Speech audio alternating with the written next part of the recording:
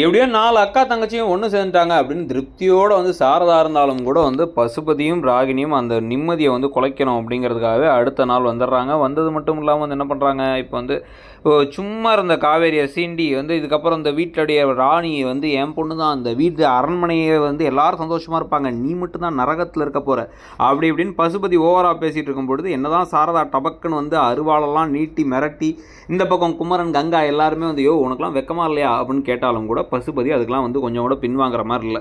ஆனால் அவரையே கடுப்பேற்றின மாதிரி பேசினது யாருன்னா பாட்டி தான். பாட்டி என்ன சொல்கிறாங்க அப்படின்னா வந்து என் பையனோட சொத்தெல்லாம் எடுத்துக்கிட்டு கொழுத்து போய் உட்காந்துருக்கேடா நீ, வெக்கமால உனக்கு ஈனப்பிறவி அப்படிங்கிற வார்த்தைகள்லாம் யூஸ் பண்ண. அன்பு வேற வந்து இதில் சப்பக்கட்டு கட்டுறாரு.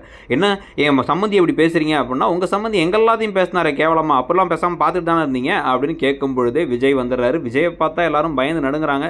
ஸோ இந்த ஒரு நிமிஷம் ரிவ்யூ பற்றி உங்கள் கருத்தை சொல்லுங்கள்.